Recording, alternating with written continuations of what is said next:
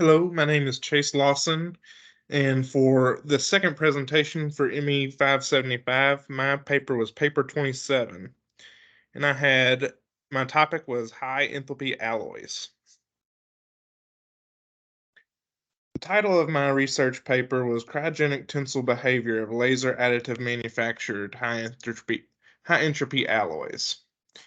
The authors were Kim, Ramkumar, Karthik, Park, etc.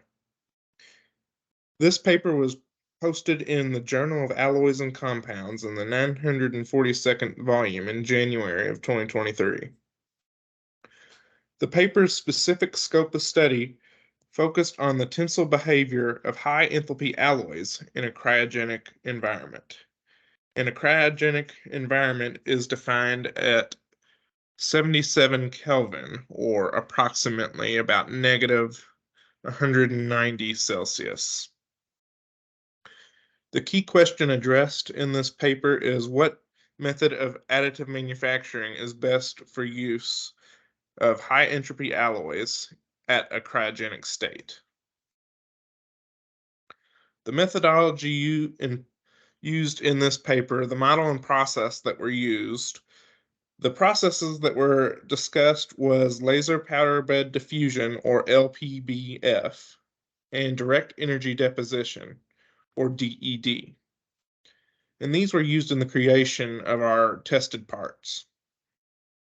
Now, to test our different parts, X-ray diffraction and engineering stress and strain analysis were used to determine the process effectiveness.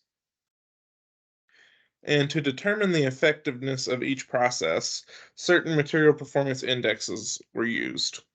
Grain structure was used to determine the preferred additive manufacturing process, as well as tensile behaviors that were compared between the two selected processes, being laser power bed fusion and direct energy deposition.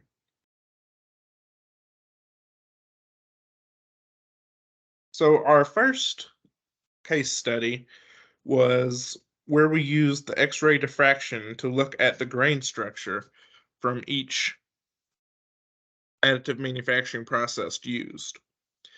And for the laser powder bed fusion, it was shown that the parts created using LPBF had a finer grain structure, while parts created using the direct energy deposition showed a more coarse grain structure.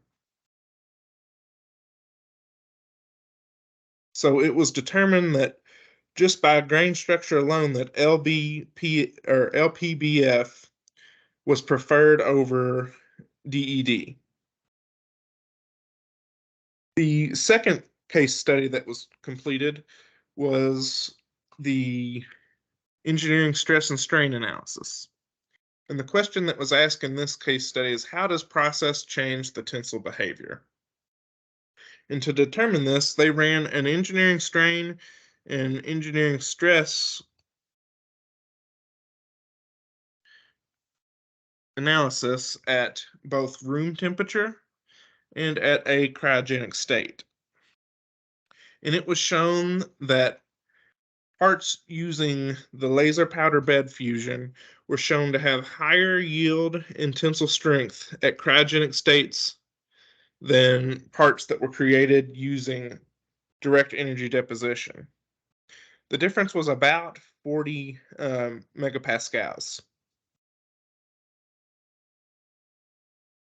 To summarize this paper, the key conclusions from the research paper was that the laser powder bed fusion is the preferred additive manufacturing process for the creation of parts using high enthalpy alloys. And they are preferred over DED for use in a cryogenic environment. My personal critique of this paper is that overall it is a very good paper at showing which process changes the mechanical and temperature properties of each material based on the process. However, I feel like the paper could be improved if it's shown what the materials that were discussed were used for in a practical application. And that is all for my second presentation. Thank you.